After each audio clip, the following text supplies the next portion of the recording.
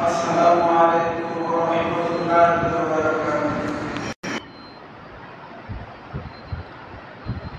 نحمده ونصلي ونسلم على رسوله الكريم. أما بعد،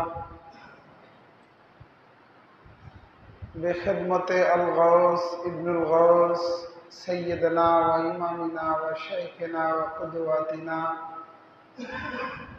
बरहुजूर पाक किबला काबा हजरत सैयदना सैयद शाह रशीद अली अल क़ादिरी अल हसैनी वल हुसैनी सलातुल्लाहि व सलामुहु अला जद्दिही नबिय्यिना अलैहि सलातु वस्सलाम व अला आबाइहिल किराम इला यौमिल क़ियामah बिखिदमत अल गौस इब्न अल गौस सैयदना व इमामिना व शेखना व क़ुदवतिना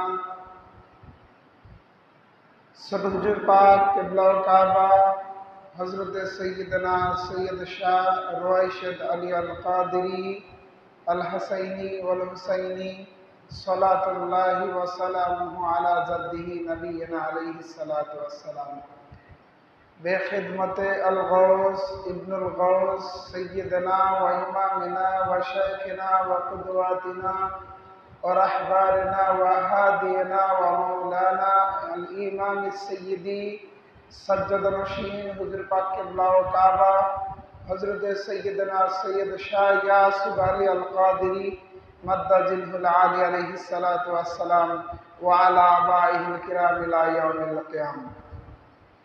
আলহামদুলিল্লাহ, সমস্ত প্রশংসা সেই মহান রব্বুল আলামিনের দরবারে যে আল্লাহ তাআলা রব্বুল আলামিন আমাদেরকে এমন একটা রাতে আঞ্জুমান কাদেরিয়া মসজিদে খানকাহে কাদেরিয়া এনে উপস্থিত করেছেন, যেই রাতটা হচ্ছে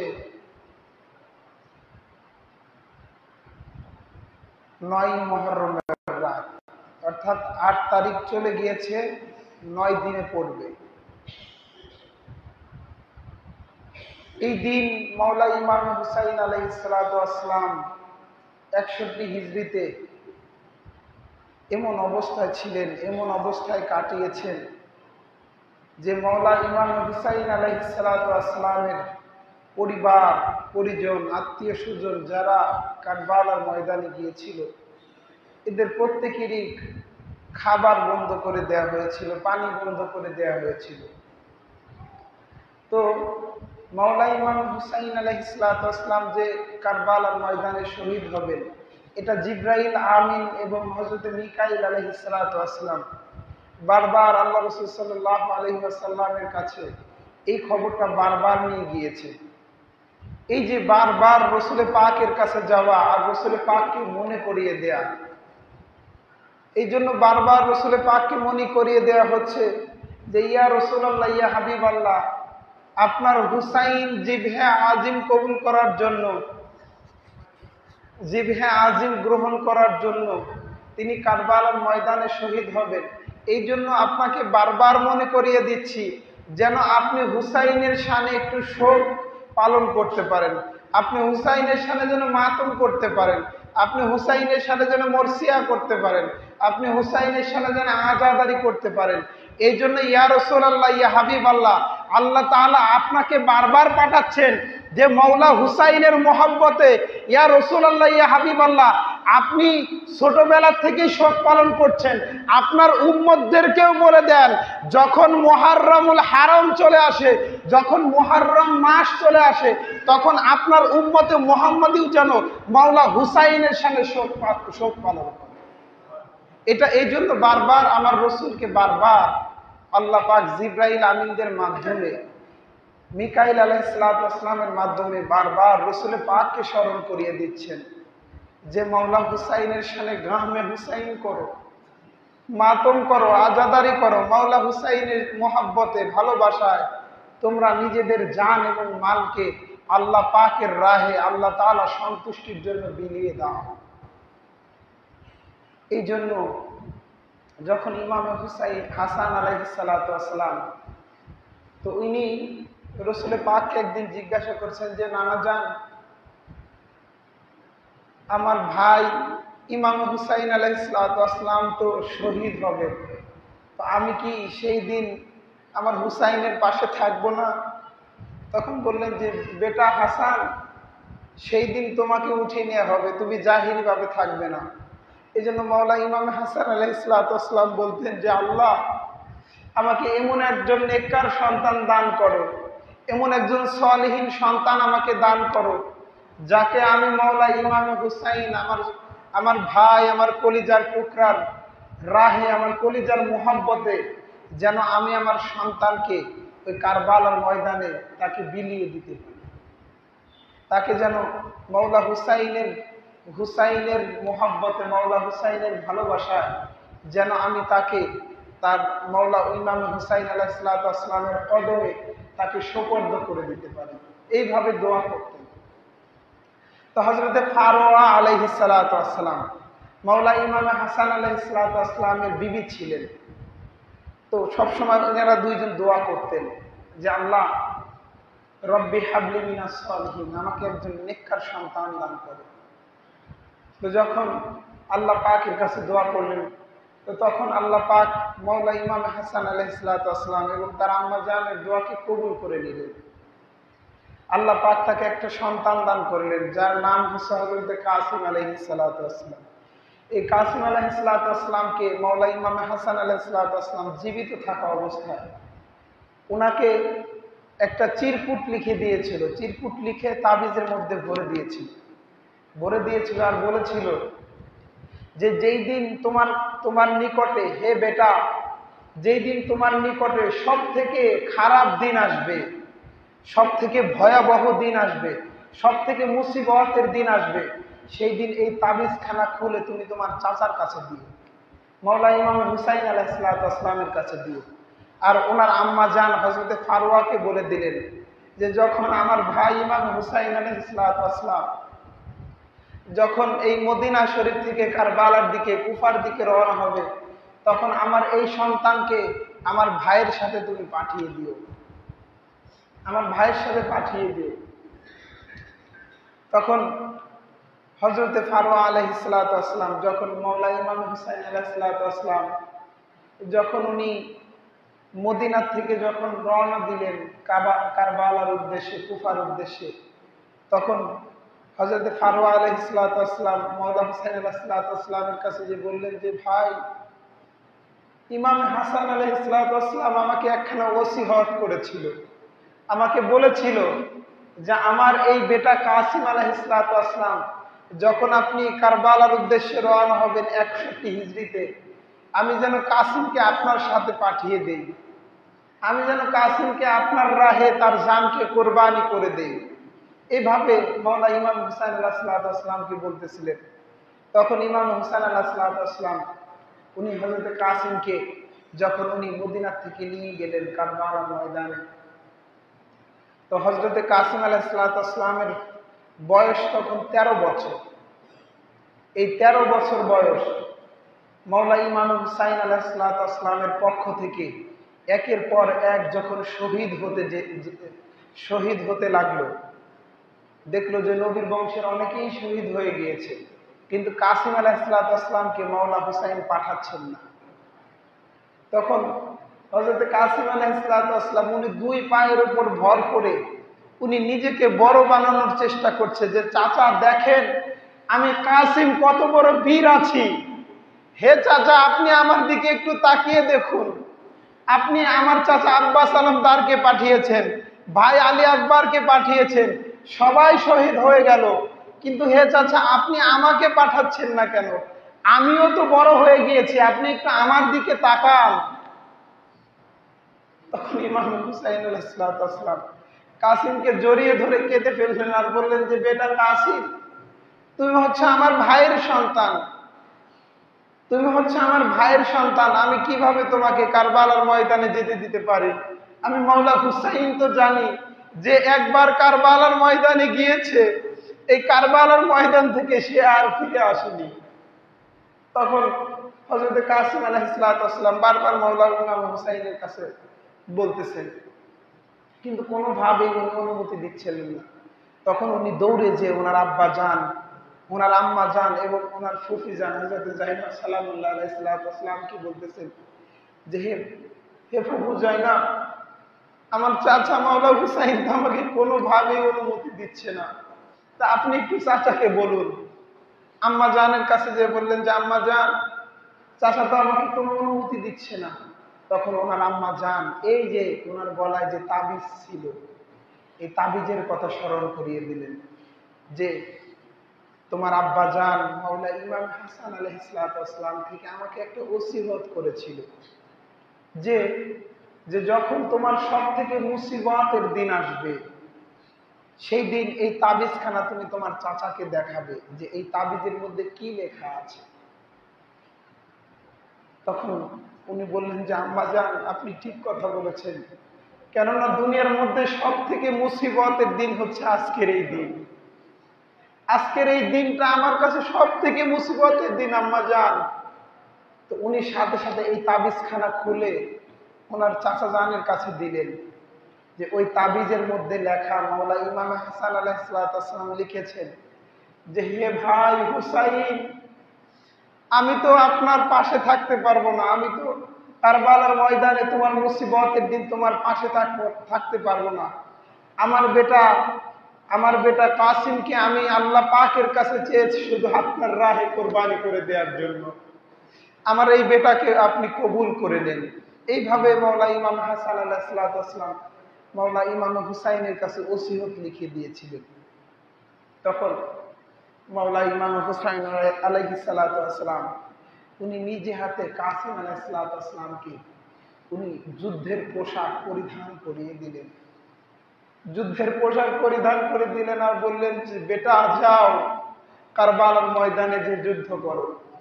হযরত কাসিম আলাইহিস সালাম 13 বছরের শিশু, উনি যখন কারবালার ময়দানে গেলেন বারবার ইয়াজিদের লোকদেরকে ডাক দিচ্ছেন যে এ মালাউনের বাচ্চারা তোমরা কে আছো, আমি কাসিমের সামনে এসে লড়ো। তখন এই উবাইদুল্লাহ ইবনে জিয়াদের পক্ষ থেকে উমর ইবনে সাদ ওইখান থেকে হাসতে লাগলেন আর বললেন যে 13 বছরের বাচ্চা, এইটুকুন বাচ্চা আর আমাদের সাথে লড়তে চায়, কি এমন ক্ষমতা হয়েছে। এই কথা বলে উনি ওনার সন্তানকে পাঠিয়ে দিল, যাও কাসিমকে কতল করে আসো।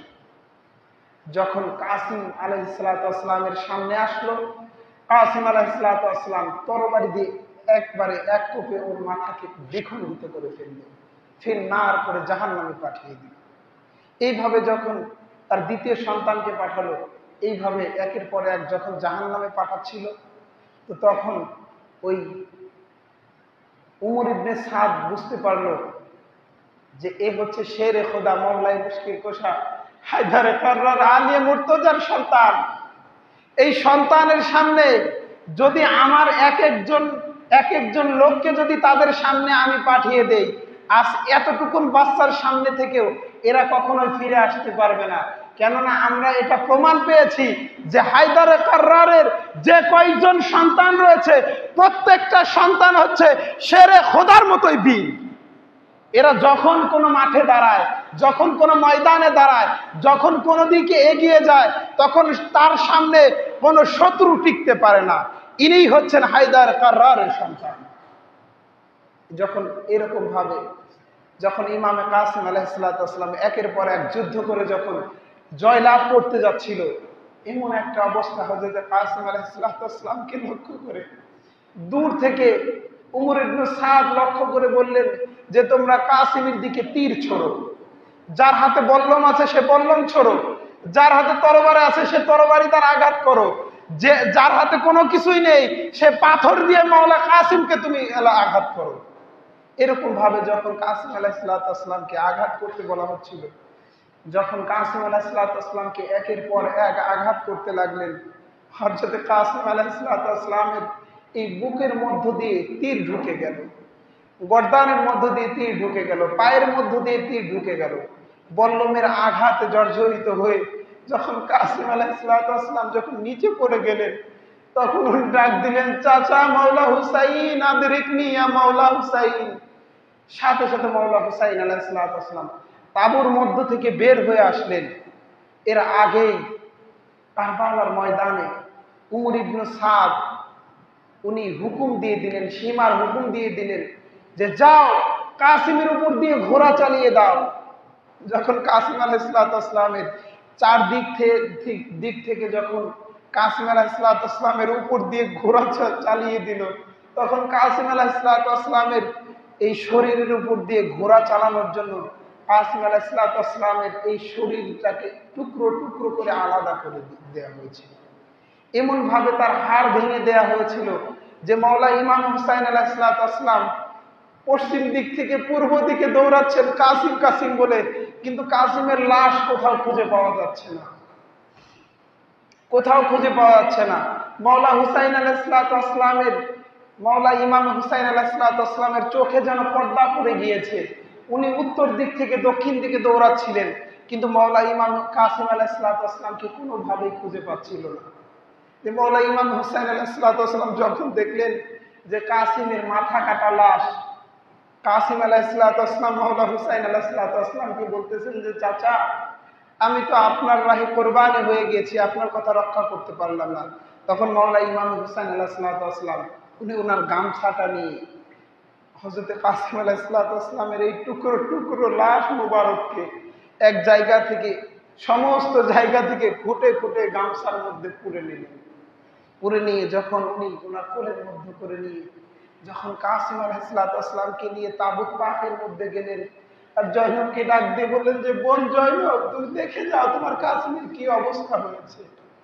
ফারুয়াকে বললেন যে ফারুয়া, তুমি দেখে যাও আজ আমার বেটা কাসিমের কি অবস্থা করেছে এরা। তো ফারুয়া আলাইহিসসালাম বলতেছেন যে ভাইজান, আমার কাসিম কোথায়? আমার কাসিমকে কোথায় রেখেছেন?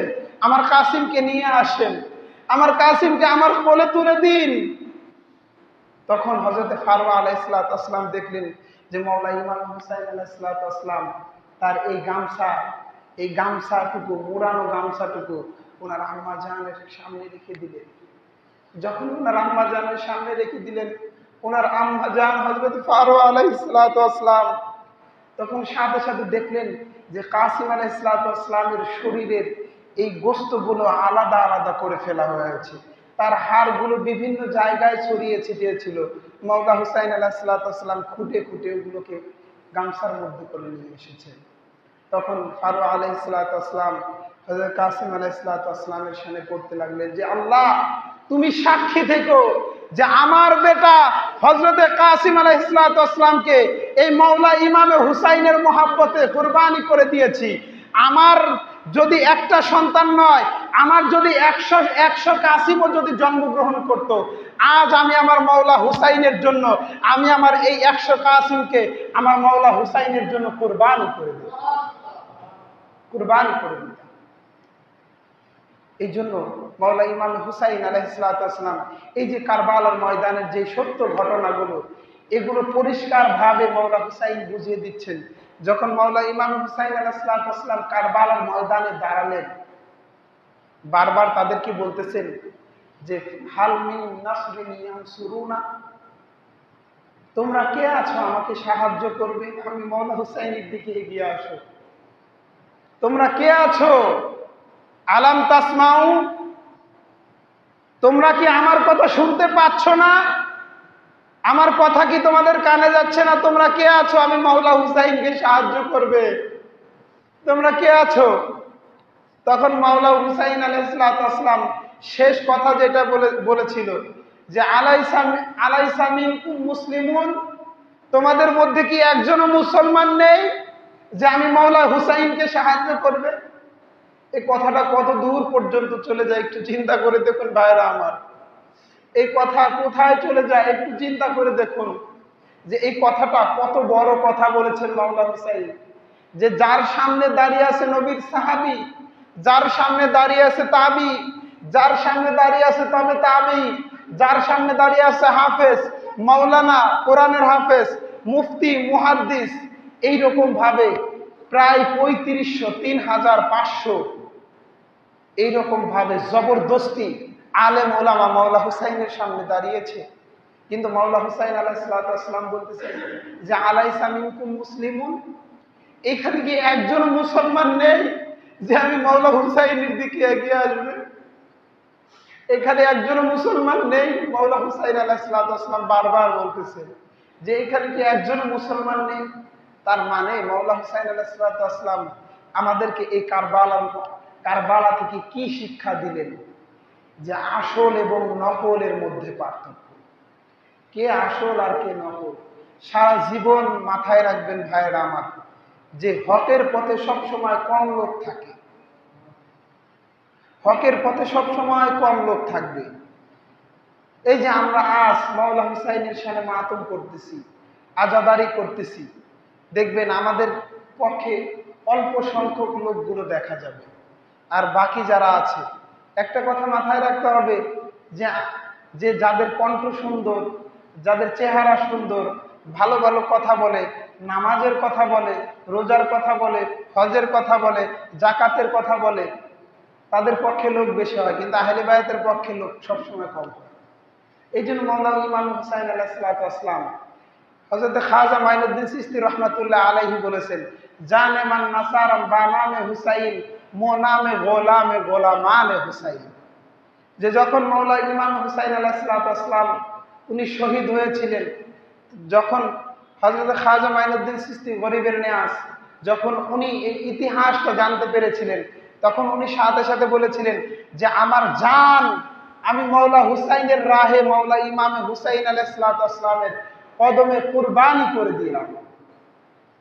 মোনামে গোলামে গোলামানে হুসাইন, যিনি মাওলা হুসাইনের গোলাম আছেন, আমি খাজা মাইনুদ্দিন চিশতি তার গোলাম। যিনি মাওলা হুসাইনের গোলাম আছেন, এই কথাটা বুঝতে পেরেছেন? যে তাহলে মাওলা হুসাইন আলাইহিসসালামের গোলামেরও গোলাম হচ্ছে খাজা মাইনুদ্দিন চিশতি, যিনি রাসূল পাক সাল্লাল্লাহু আলাইহি ওয়াসাল্লামের বংশধর ছিলেন, আওলাদে রাসূল ছিলেন। এরপরে উনি বলতেছেন যে মাওলা হুসাইনের যিনি গোলাম আমি তার গোলাম। এই জন্য আমরা অনেকেই মনে করি যে মাওলা হুসাইন আলাইহিসসালাম এই পানির জন্য শহীদ হয়েছে, খাবারের জন্য শহীদ হয়েছে। না, মাওলা ইমাম হুসাইন আলাইহিসসালাম এগুলোর জন্য শহীদ হন নাই, বরঞ্চ মাওলা হুসাইন আলাইহিসসালাম হক এবং বাতিল। কারবালার ময়দানে মাওলা ইমাম হুসাইন আলাইহিসসালাম ইসলাম প্রচার করতে যাননি ভাই। ইসলাম প্রচারের জন্য মাওলা হুসাইন কারবালায় যায়নি, বরং মাওলা ইমাম হুসাইন আলাইহিসসালাম এই ইসলামকে প্রতিষ্ঠিত করার জন্য, এই ইসলামকে রক্ষা করার জন্য কারবালার ময়দানে গিয়েছে। ঠিক কিনা? রাসূল পাক ইসলামটা প্রচার করেছেন, মাওলা আলী প্রচার করেছেন, মাওলা ইমামে হাসান প্রচার করেছেন, সাহাবায়ে কেরাম প্রচার করেছেন, কিন্তু মাওলা ইমাম হুসাইন রক্ষা করেছেন। এই জন্য বলেছেন যে ইসলাম জিন্দা হতা হ্যায় হর কারবালা কি বাদ, ইসলাম জিন্দা হয়েছেই কেবলমাত্র কারবালার জন্য। এই জন্য এই যে ইসলামের ঝান্ডা মাওলা হুসাইন রক্ষা করল। এই জন্য খাজা গরিবের নিয়াজ বলেছেন যে যারা বলবে যে মাওলা হুসাইন পানির জন্য শহীদ হয়েছে, যারা বলবে মাওলা হুসাইন খাবারের জন্য শহীদ হয়েছে, এ মুনাফিকের দল, তোমরা আমি খাজা মাইনুদ্দিন চিশতির দিকে তাকিয়ে দেখো, আমি খাজা মাইনুদ্দিন চিশতির দিকে তাকিয়ে দেখো। আমি খাজা মাইনুদ্দিন চিশতি যদি এই আনা সাগরের, গোটা আনা সাগরের পানি যদি আমি এই আমার লোটার মধ্যে পুরে রাখতে পারি, তুমি জেনে রেখো আমি মাওলা হুসাইনের গোলামেরও গোলাম। আর আমার মাওলা হুসাইন যদি চাইতো, পুরো কারবালার ময়দানে ওই ফুরাত নদী নিজে এসে মাওলা হুসাইনের সাথে দেখা করবে। ফুরাত নদী নিজে উঠে আসতো মাওলা হুসাইনের কাছে। কত বড় কথা বলেছে। তাহলে সেই খাজা মাইনুদ্দিন চিশতি রহমাতুল্লাহ আলাইহি বলেছেন যে যিনি মাওলা হুসাইনের এই ঘোড়ার পায়ের পদধূলির সমানও নিজেকে মনে করতেন না। এই জন্য এই ধর্মটা কখনো নামাজ না, ধর্ম রোজা না, ধর্ম হজ না, ধর্ম জাকাত না। খাজা মাইনুদ্দিন চিশতি বলেছেন যে দিন আস্ত হুসাইন, এই ধর্মটাই হচ্ছে মাওলা হুসাইন আলাইহিস সালাম। এই ধর্মটা হুসাইন, এই জন্য বলেছেন শাহ আস্ত হুসাইন, বাদশাহ আস্ত হুসাইন, দিন আস্ত হুসাইন, দিনে পানা আস্ত হুসাইন। আর এই দিনের যে খোরাক, দিনের যে পানা, এটা মাওলা ইমাম হুসাইন আলাইহিস সালাম কারবালার ময়দানে এই দিনের খোরাকটাকে যোগানোর জন্যই কারবালার ময়দানে রওনা হয়েছে। এই দিনের খোরাকটা মাওলা হুসাইন জুগিয়েছেন। এই জন্য আমার রাসূল পাক সাল্লাল্লাহু আলাইহি ওয়াসাল্লাম বলেছেন যে যখনই মাওলা হুসাইন আলাইহিস সালাম উনি কান্না করতেন, আমার রাসূল সহ্য করতে পারতেন না। উনি খাতুনে জান্নাত আতাহা পাকের ঘরে বসে বসে কান্না করতেছেন। মাওলা ইমাম হুসাইনের মহব্বতে নবীজি মসজিদে নববী থেকে বের হয়ে দৌড়িয়ে মা ফাতেমার ঘরে চলে গিয়েছেন। বলেছেন, মা, আমার হুসাইন কাঁদে কেন? আমার হুসাইন কেন কাঁদে? আমার হুসাইনকে কেন কষ্ট দাও? তখন খাতুনে জান্নাত পাক বলতেন যে আব্বাজান, হুসাইন এই জন্য কান্না করছে। বলতেছে, আমার হুসাইনকে কখনোই কষ্ট দিও না। যেই হুসাইন যখন এই দোলনায় মাওলা হুসাইন শুয়ে থাকতেন, তিফলি মে জিনকা ঝুলা জিবরিল থে ঝুলা, যে যখন মাওলা হুসাইন দোলনায় থাকতেন, যার দোলনা আল্লাহ পাকের হুকুমে এসে ঝুলাতেন, তিনি হচ্ছেন হযরত জিবরিল আলাইহিস সালাম। উনি মাওলা হুসাইনের দোলনাকে এইভাবে দুলাতেন। সেই হুসাইন, যেই হুসাইনকে রাসূল পাক এত মহব্বত করতেন, ভালোবাসতেন, যার কষ্ট আমার রাসূল পাক সহ্য করতে পারতেন না, আজ কারবালার ময়দানে সেই মাওলা হুসাইন আলাইহিস সালাম শহীদ হতে যাচ্ছেন, আমার রাসূল চুপ হয়ে আছেন, আমার রাসূল কিছুই বলছেন না। রাসূলের সাহাবীরা মাওলা হুসাইনকে কতল করার জন্য মাওলা হুসাইনের সামনে দাঁড়িয়েছে, আমার রাসূল কিছুই বলছেন না। তাবিঈ দাঁড়িয়েছে, আমার রাসূল কিছুই বলছেন না। কেন ভাই? কিসের জন্য? এর হাকিকতটা কি?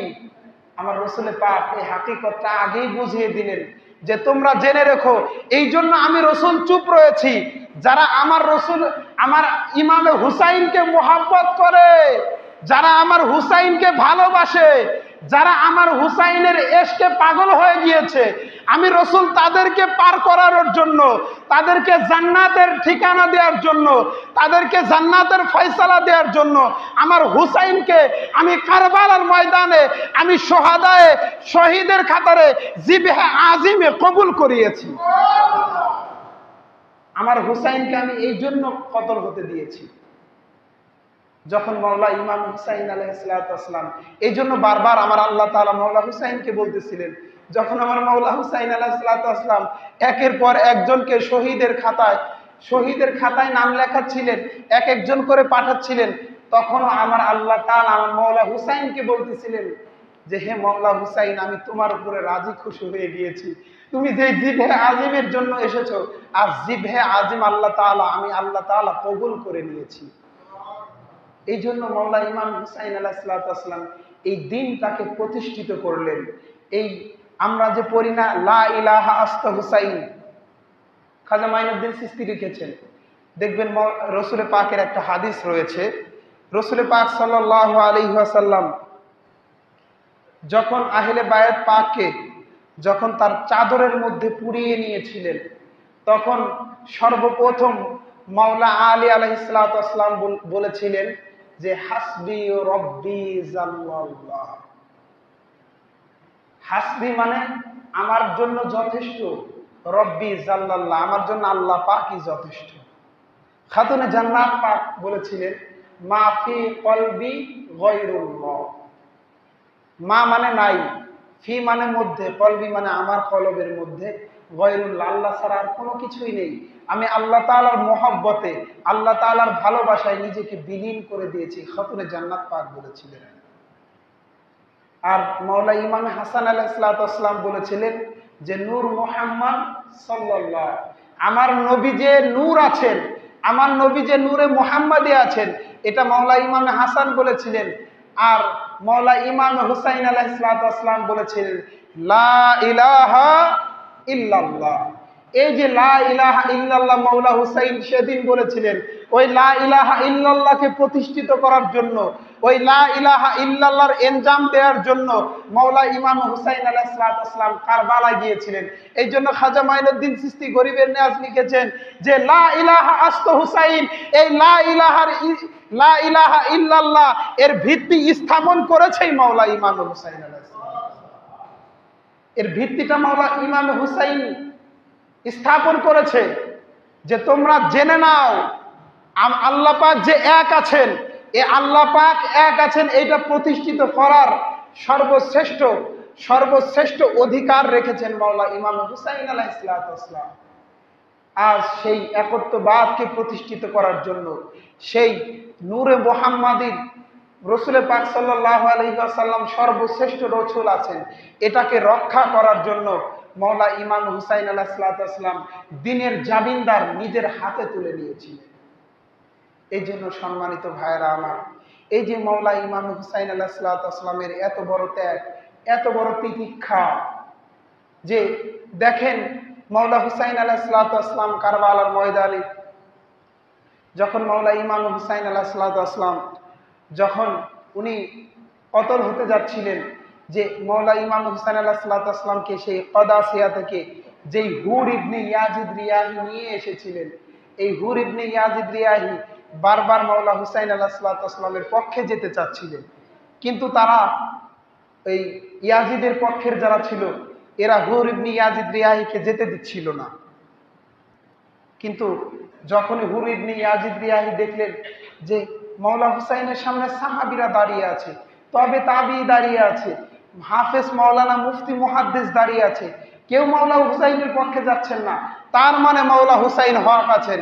এই জন্য হুর ইবনে ইয়াজিদ রিয়াহি সর্বপ্রথম এই উমর ইবনে সাদের দল থেকে ত্যাগ করে মাওলা হুসাইনের শানে, মাওলা ইমাম হুসাইনের মহব্বতে মাওলা হুসাইনের কাছে এসে উনি ক্ষমা চেয়ে এই ৭২ জনের মধ্যে সর্বপ্রথম উনি ওনার নামটাকে লিখিয়ে নিয়েছিলেন। এই জন্য এই হুর ইবনে ইয়াজিদ রিয়াহির নামটা দেখবেন সর্বপ্রথম দেয়া আছে। এই জন্য তার কি সৌভাগ্য যে যিনি মাওলা হুসাইনের মহব্বতে কতল হতে পেরেছে। আমাদের দুর্ভাগ্য যে আমরা মাওলা হুসাইনের সময় আসতে পারিনি। এই জন্য আমরা মাওলা হুসাইনের সৈনিক হয়ে আমরা পুরা গোটা জাতিকে বুঝিয়ে দিতে চাই যে হে মাওলা হুসাইন, আপনার পতাকা উত্তোলন করার জন্য, আপনার এই নিশান পাক উত্তোলন করার জন্য, আপনার এই মাতম আজতাইতে অংশগ্রহণ করার জন্য কেউ যদি আমাদেরকে শিয়া বলে, কেউ যদি আমাদেরকে কাফের বলে, কেউ যদি আমাদেরকে মুনাফিক বলে, আমরা নির্দ্বিধায় এটাকে মেনে নেওয়ার জন্য রাজি রয়েছি। আমরা গোটা জাতিকে এটা বুঝিয়ে দিতে চাই যে আমাদেরকে মাওলা হুসাইনের মোহাব্বতের জন্য, মাওলা হুসাইনকে ভালোবাসার জন্য, মাওলা হুসাইনের এশকের জন্য আমাদেরকে যে দলের লোক বলে আমাদেরকে ডাক দেখ না কেন, আমরা এটাকে মাথা পেতে নিতে রাজি আছি কি নাই ভাই?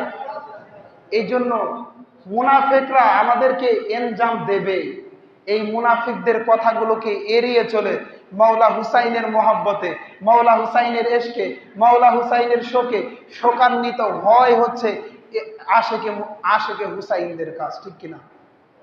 এই জন্য ভাইরা আমার, সবাইকে অনুরোধ করব যে যে কথাই বলুক না কেন, যে যা কিছুই বলুক না কেন, এই সমস্ত কথাগুলোকে কান দেয়া যাবে না। হযরত ইউসুফ, একটা হাদিস বলে শেষ করে দেব। হযরত ইউসুফ আলাইহিস সালামের জামানায়, ইউসুফ আলাইহিস সালামের যখন ইউসুফ আলাইহিস সালাম যখন জেলখানায় বন্দী ছিলেন কয়েদি অবস্থায়, তখন জিব্রাইল আমিন গিয়েছিলেন। তখন হযরত ইউসুফ আলাইহিস সালাম জিজ্ঞাসা করলেন, জিব্রাইল, আমার আব্বাজান ইয়াকুবের কি অবস্থা? তখন বললেন যে আপনার আব্বাজান আপনার মহব্বতে, আপনার এশকে এমন ভাবে শোকে শোকান্বিত হয়েছে যে আপনার আব্বাজানের চোখে পর্দা পড়ে গিয়েছে, সাদা বর্ণ ধারণ করেছে। তখন বললেন যে এটা কতটুকু, এর পরিমাণ কতটুকু, এই শোকের পরিমাণ কতটুকু? তখন হযরতে জিব্রাইল আলাইহিস সালাম বললেন যে ৭০ জন মায়ের সন্তান যদি মারা যায়, যতটুকু শোক ওই মাগুলো পালন করে, ওই ৭০ জন মায়ের সমান আপনার আব্বা ইয়াকুব আলাইহিস সালাম অতটুকু শোক পালন করেছে। তখন হযরত ইউসুফ আলাইহিস সালাম বললেন যে এর জন্য কি কোনো পুরস্কার রয়েছে? তখন বললেন যে হ্যাঁ, ১০০ জন শহীদ যদি শহীদ হয়ে যায় তাদের যে সবটুকু দান করা হয়, এই শোকে শোকান্বিত হওয়ার কারণে আপনার আব্বা জানের আমল নামায় এই 100 শহীদের সব আপনার আব্বার আমল নামায় লিখে দেওয়া হয়েছে বলে সুবহানাল্লাহ। ইসুফ আলাইহিস সালাম কিন্তু ইন্তেকাল করেনি, মারা যায়নি, উনি জীবিত রয়েছেন, জেলখানায় কয়েদ রয়েছেন। তার জন্য এত মোহাব্বত করার কারণে আল্লাহ পাক যদি তাকে এত সওয়াব দান করতে পারে, আর আমাদের মাওলা আকা ও মাওলা সৈয়দুশ শুহাদা শহীদে কারবালা মাওলা ইমাম হুসাইন আলাইহিস সালামকে আমরা হারিয়েছি, তিনি শহীদ হয়েছেন, তিনি কতল হয়েছেন। তার মোহাব্বতে আমাদেরকে এমন ভাবে শোকান্বিত হতে হবে, এমন ভাবে নিজেকে জাহির করতে হবে যে মাওলা আপনার মোহাব্বতে, আপনার ভালোবাসায় নিজের জানকে আমরা যেন কতল করে দিতে পারি, নিজের জানকে যেন বিলিয়ে দিতে পারি। এই জন্য যত এমজাম আসুক না কেন, আমার আপনার মাওলা হুসাইনের মোহাব্বতে আমি আপনি মাতম আজাদেরই করবই। এতে করে মুনাফিকদের জ্বললেও জ্বলুক, মুনাফিকরা আমাদেরকে যে এনজাম দেবে আমরা এটাকে মাথা পেতে নেব। আল্লাহ তাআলা আমাদেরকে বোঝার তৌফিক এনায়েত করে। সকলে বলে আমিন। আল আখিরি দাওয়ানা আলহামদুলিল্লাহি রাব্বিল আলামিন।